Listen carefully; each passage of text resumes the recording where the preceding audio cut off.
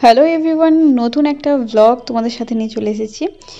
So আগের ভ্লগে তোমাদেরকে আমি দেখিয়েছিলাম মিরিক ট্যুর। মিরিকে আমরা কী করলাম সেই জিনিসটা শেয়ার করেছিলাম। যদি না দেখে থাকো চ্যানেলে গিয়ে দেখে নিতে পারো। আর চলো আজকে তোমাদের সঙ্গে শেয়ার করব নেক্সট কোথায় যাচ্ছি। তো তোমাদেরকে তার আগে একটা কথা বলে রাখি যে আমরা কিন্তু দার্জিলিং থেকে এই মিরিক ট্যুরটা করেছি। অনেকে কিন্তু চাইলে এনজিপি থেকে দার্জিলিং যাওয়ার পথে ভায়া মিরিক হয়ে কিন্তু তোমরা দার্জিলিং পৌঁছাতে পারো। সেটাও অনেকটা বেটার হবে। এখানে 5 পয়েন্ট রয়েছে। তো রাস্তায় যাওয়ার পথে তোমরা এই 5 পয়েন্টটা ঘুরে নিতে পারো। তার মধ্যে রয়েছে মিরিক, পশুপতি মার্কেট, আর রয়েছে জোরপোখারি, আর তার সাথে রয়েছে এই যে এখন আমরা যেটা যাচ্ছি গোপালধারা টি এস্টেট, এটাও রয়েছে। আর তার সাথে রয়েছে লেপচা জগৎ। তো আরও এক্সট্রা কিছু থাকলেও থাকতে পারে, এই 5টা তো থাকি। তো আজকে আমরা এখন আপাতত যাচ্ছি হচ্ছে যে গোপালধারা যে টি এস্টেট বা টি গার্ডেন আছে সেখানে যাচ্ছি। অ্যাকচুয়ালি এখানে টি এস্টেটও আছে, চায়ের কারখানাটাও আছে, সেজন্য টি এস্টেট বলছি। এখন আমরা যাচ্ছি গোপালধারা টি গার্ডেন। তো যেমন বললাম যে অনেকে চাইলে এনজিপি থেকে যাওয়ার পথে ভায়া মিরিক হয়ে গিয়ে এগুলো ঘুরে নিতে পারে। বাট আমাদের যেহেতু সন্ধ্যার টাইম হয়ে গেছিলো, কারণ বন্দে ভারতের টাইমিংটাই এমন থাকে যে তোমরা যখন এনজিপিতে পৌঁছাবে তো টাইমটা অতটা থাকবে না যে তোমরা এই 5 পয়েন্ট ঘুরে ভায়া মিরিক হয়ে দার্জিলিং পৌঁছাবে। তো চেষ্টা করবে যে মর্নিংয়ের দিক হয়ে আসার, তাহলে এটা বেটার হবে। কারণ তোমরা মিরিকটা হয়ে পুরো 5 পয়েন্ট ঘুরে চলে যেতে পারবে। এক্সট্রা কার রিজার্ভ করে বা এক্সট্রা গাড়ি ভাড়া করে আবার আলাদা করে এখানে আসতে হবে না। সেটা একটাই যাত্রাপথে তোমাদের কমপ্লিট হয়ে যাবে, যেটা আমরা রিয়েলাইজ করলাম পরে। বাট আমাদের হাতে কিছু করার ছিল না, কারণ আমাদের টাইমিংটাই এমন ছিল, বন্দে ভারতের টাইমিং এমন ছিল যে আমাদেরকে ওই সময় অনুযায়ী আমাদের সবগুলো ঘোরা হতো না। তো আমরা ডাইরেক্ট দার্জিলিং পৌঁছেছিলাম। তারপর দার্জিলিং থেকে একটা রিজার্ভ কার নিয়ে নিই। সেই কার মোটামুটি এই 3000 মতো এইরকম নেবে। তো তোমাকে টোটালটা ঘুরিয়ে দেবে। আমরা যেহেতু এক্সট্রা চার্জ নিয়েছে, কারণ আমরা এই টোটাল 5 পয়েন্ট ঘুরে দেন আমরা যাব মিম টি গার্ডেন। হয়তো অনেকেই এই টি গার্ডেনের কথা জানো না, বাট কোনো ব্যাপার না। আমার নেক্সট ব্লগে আমি তোমাদের সঙ্গে দেখাবো যে মিম টি গার্ডেনটা আমরা কীভাবে এক্সপ্লোর করলাম।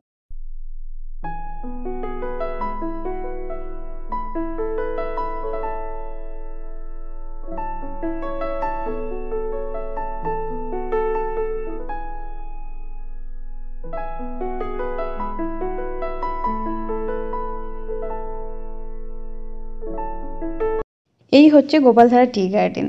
আর এখনও পর্যন্ত তিনচুল্লে এছাড়া টি গার্ডেন যেগুলি ঘোরো না কেন, বেস্ট দেখতে লাগবে কিন্তু এই টি গার্ডেনটা, যেটা এই ঢালু মতো করে এত সুন্দর চা বাগান করেছে। এটা জাস্ট দেখতে অসাধারণ লাগছিল। আর নিজের চোখে না দেখলে এই জিনিসটাকে ঠিক ফিল করা যেত না, বুঝতেই পারতাম না এত সুন্দর দেখতে লাগছে। কোথায় তিনচুলি, কোথায় ফালতু জায়গা? কেমন লাগছে দেখতে চারিপাশটা? দারুণ, হেভি, শুধু চা বাগান। দারুণ সুন্দর। তিনচুলির থেকে অনেক ভালো, তাই না? তিনচুলি থেকে অনেক ভালো, কিন্তু সবাই তিনচুলি অনেক করে, কে আমরা ঘুরে চলেছি। ভালো না।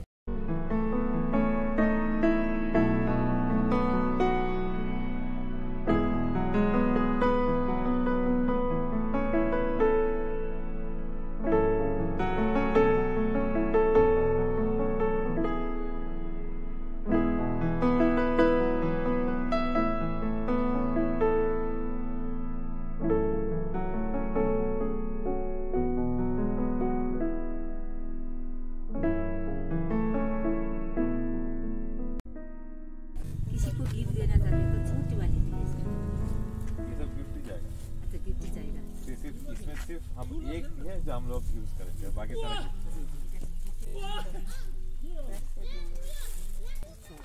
इसमें ये वाला थोड़ा सा टेस्ट करके देखिए। क्या ये नेपाली कुरकुरे।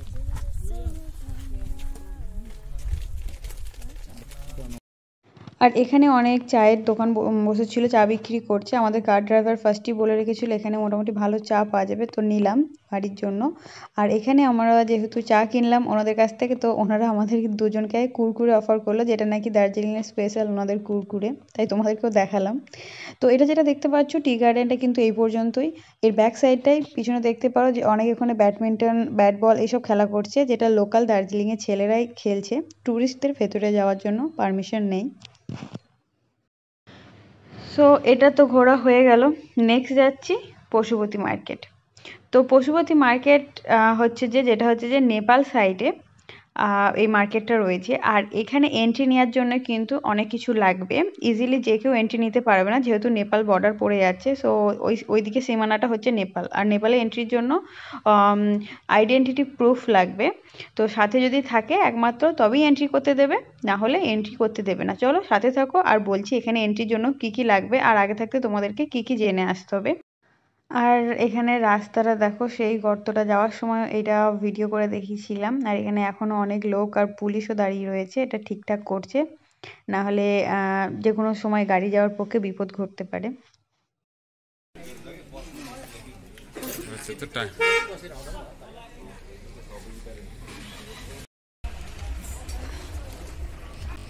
নেপাল, আমরা তো নেপালে পৌঁছে গেছি। नहीं नहीं ये थोड़ा सा जाना है মার্কেট তো অনেক ভিতরে নেই। বুঝলো वेलकम टू नेपाल ছবি তুলো তোমার দাঁড়াবে डब्ल्यू तो क्या गया लाइन डब्ल्यू तो गया वो वही बोल रहा हूँ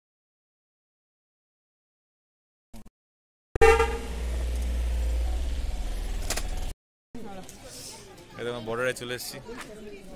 এইটা হচ্ছে আমাদের নেপালের বর্ডার। আমরা ওদিকে ছিলাম নেপালে, আবার এদিকে ইন্ডিয়ায়, এদের এদিকে একবার ইন্ডিয়া একবার নেপাল। পশুপতি মার্কেট এখান থেকে 3 কিলোমিটার দূর। ড্রাইভার আমাদের কাছে বলেনি কিছু। এখানে নেটওয়ার্ক পাচ্ছ না ফোনে? না নেটওয়ার্ক নেই এখানে। এই তো আছে আছে একটা আছে, যেমন ফোন ওনার কাছে ফোন করছি বলো। আমরা নেপাল থেকে ঘুরে চলে আসলাম মাত্র 1 মিনিটের মধ্যে, ইজি যাওয়া। ইয়েস, নেপালের কাছে যদি থাকতো মার্কেটটা তাহলে ঘুরে আসতাম। ওখান থেকে আবার 10 কিলোমিটার দূরে। কেউ বলছে 3 কিলোমিটার, কেউ বলছে 10 কিলোমিটার। কুয়াশায় ঢাকা।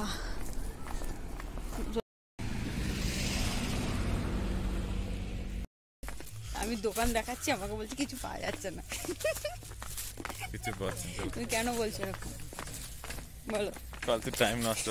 তুমি তো কিনবে না তো কিছু। তুমি তো আমি যেটা কিনবো কিনবে না তো কিনে তো কিছু। দেবে, কিনলে টাইম ফালতু টাইম নষ্ট। সবাই ওখানে আর উনি এখানে লাস্টে এসে বসে আছে। তো দেখতেই পেলে নেপালটাও ঘুরে চলে আসলাম জাস্ট 2 মিনিটের ডিস্টেন্সে। আর এখানে কিন্তু বর্ডারে অনেক মিলিটারি ফোর্স রয়েছে, যারা আইডেন্টি প্রুফ লাগছে, কিসের জন্য এসেছি, কোথা থেকে এসেছি সব কিছু জানতে চাইছে, দেন তারা সেটা লিখে রাখছে। তো নর্মালি আইডেন্টি প্রুফ না থাকলে কিন্তু ঢুকে দেবে না, তাই আসার আগে আধার কার্ড বা প্যান কার্ড সাথে রেখো, তবেই অ্যালাউ করবে ভেতরে। আর চারপাশটা দেখো কতটা কুয়াশায় ঢেকে গেছে। দার্জিলিংয়ে একদিন ছিলাম এত কুয়াশা ছিল না, আজকে ফার্স্ট টাইম এত কুয়াশা দেখতে পাচ্ছি, একদম অন্ধকার ঘিরে গেছে। আর আমাদের ড্রাইভার গেছে এখন চা খেতে, আমরা ওয়েট করছি।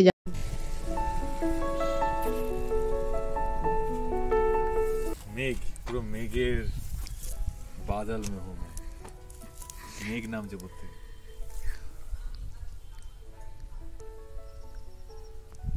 ধোঁয়া একদম হেভি। ওই তো গাছের ওখানটা দেখো।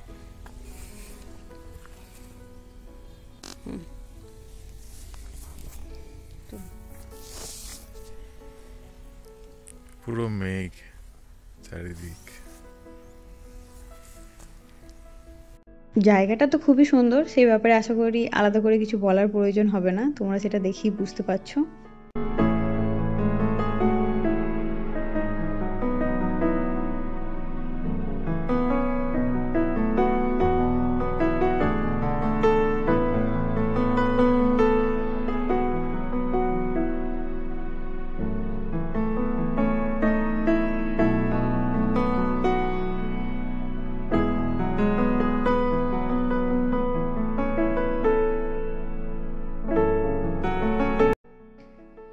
স্টিল আমরা যে রোডটা দিয়ে যাচ্ছি বাঁ সাইডটা নেপালের মধ্যে পড়ছে। তো তার সাথে আরও বলে রাখি যে এই এত সুন্দর একটা ভাইবস কাজ করছে না, এই ঘন জঙ্গলে মেঘে ঢাকা একটা জঙ্গলের মধ্যে দিয়ে আমরা যাচ্ছি, পুরো ফাঁকা রোড। আর তার সাথে আমাদের ড্রাইভার যিনি রয়েছে উনি আমাদেরকে স্টোরি শোনাচ্ছিল ওনার রিয়েল লাইফের, যেমন ঘোষ স্টোরি। তো সেটা আমরা শুনছিলাম, ওনার রিয়েল লাইফে ঘটেছে। তো উনি রিয়েল লাইফে এক্সপিরিয়েন্স করেছে কিছু একটা, সেটাই আমাদের সাথে শেয়ার করছিল। তো ওই রকম একটা স্টোরি শুনতে শুনতে এইরকম একটা রোডের মধ্যে যাওয়ার একটা আলাদাই ভাইবস কাজ করছিল দুজনের মধ্যে, যেটা তোমরা রোডটা দেখলেই বুঝতে পারবে। তো আর তার সাথে বলে রাখি আমরা যাচ্ছি এখন মিম টি এস্টেট। আমরা কিন্তু দার্জিলিং আর ব্যাক করছি না, আমরা লাগেজ সহ নিয়ে একেবারে চলে এসেছি। এরপর আমরা যাচ্ছি মিমেতে। আর মিমে কোথায় ঘুরছি, কী এক্সপ্লোর করছি সেটা জানতে হলে পরে ভিডিওটা তোমাদেরকে দেখতে হবে। মিম হচ্ছে একটা অফবিট প্লেস দার্জিলিংয়ে, যেটা একদমই আনকমন, তোমাদের সঙ্গে শেয়ার করবো সেটা। আর তার আগে বলে রাখি তোমরা যারা এই মিরিক ট্যুরটার জন্য প্ল্যান করছো অবশ্যই ড্রাইভারের সাথে আগে থেকে কথা বলে রাখবে যে পশুপতি মার্কেট তারা নিয়ে যাবে কিনা, না হলে কিন্তু তোমরা স্ক্যামে পড়বে। কারণ আগেই আমি ভিডিওতে বারবার বলেছি এখানে কিন্তু ট্যুরিস্টদের সাথে স্ক্যাম হয়।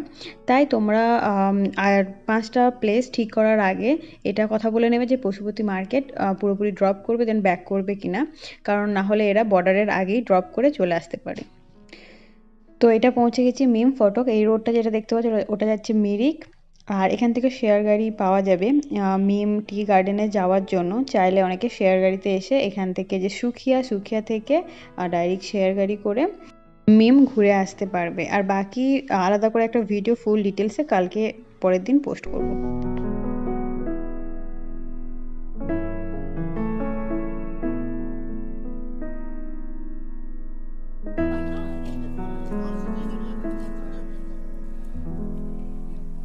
भगवान पर्सी हो पर्सी पर्सी पर्सी